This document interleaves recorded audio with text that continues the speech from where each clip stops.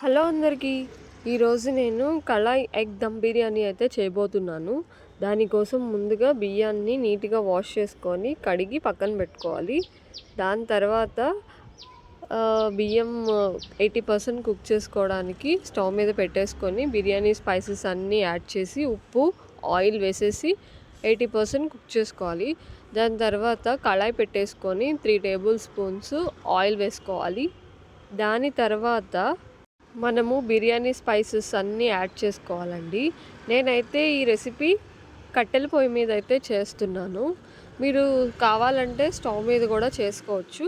ఎందుకంటే కట్టెల పొయ్యి మీద టేస్టీగా ఉంటుంది కాబట్టి వండితే. సో అట్లా అనమాట. ఈ స్పైసెస్ అన్నీ బాగా ఫ్రై అయిపోయిన తర్వాత ఉల్లిపాయ పచ్చిమిర్చి వేసి మంచిగా ఫ్రై చేసుకోవాలి. బ్రౌన్ కలర్ వచ్చేదాకా ఫ్రై చేసుకోవాలి. ఎందుకంటే కొన్ని ఉల్లిపాయలు బ్రౌన్ ఆనియన్స్కి తీస్తున్నాను, కొన్ని ఆనియన్స్ ఏమో అలా ఉంచేస్తున్నాను. సో ఆనియన్స్ మంచిగా ఫ్రై అవ్వడానికి ఉప్పు పసుపు అయితే యాడ్ చేసేసుకుంటున్నానండి. అదేంటోనండి వీడియో చేస్తాను బాగానే, కానీ వాయిస్ ఓవర్ ఇచ్చేటప్పుడే ఏదో ఒక సౌండ్ వస్తూ ఉంటుంది. అది ఉల్లిపాయలు అమ్ముతామని సౌండో లేకపోతే ఆటో సౌండో ఏదో ఒకటి సంథింగ్ వస్తూనే ఉంటాయి. సో ఆనియన్స్ ఫ్రై అయ్యాక నేను తీసేసి పక్కన పెట్టేసుకున్నాను కొన్ని ఆనియన్స్. మీరు ఉప్పు పసుపు కావాలంటే ఒకేసారి వేసుకోవచ్చు. నేనైతే ఫస్ట్ ఉప్పు వేసుకున్నానండి. దాని తర్వాత ఇప్పుడు ఇవి వేగాక పసుపు వేస్తాను. ఓకేనా.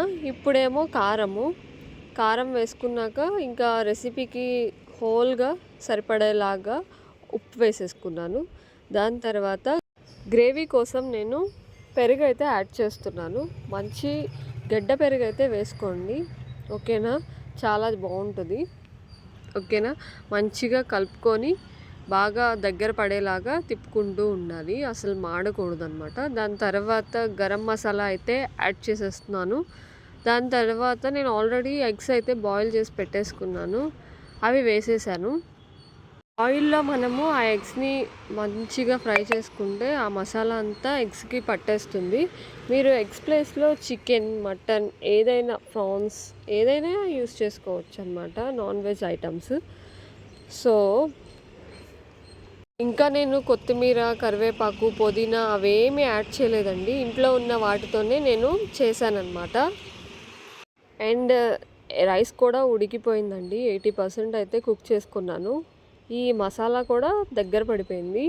ఇప్పుడు నేను కింద లేయర్ కర్రీ ఉంది కదా, దాని మీద నేను రైస్ని స్ప్రెడ్ చేసేస్తున్నాను. మీరు కావాలంటే పుదీనా, కొత్తిమీర, కరివేపాకు కూడా యాడ్ చేసుకోవచ్చు. సో రైస్ అంతా స్ప్రెడ్ చేసేసుకోవాలి, మొత్తం మంచిగా స్ప్రెడ్ చేసేసుకొని దాని తర్వాత బ్రౌన్ ఆనియన్స్ వేసేస్తున్నానండి. బ్రౌన్ ఆనియన్స్ యాడ్ చేసేసిన తర్వాత పైన గరం మసాలా కూడా యాడ్ చేసుకోండి, మీకు బాగుంటుంది టేస్ట్. ఇంకా మనం లేయర్స్ నుంచి తీసేటప్పుడు ఆ టేస్ట్ అనేది తెలుస్తుంది. ఓకేనా.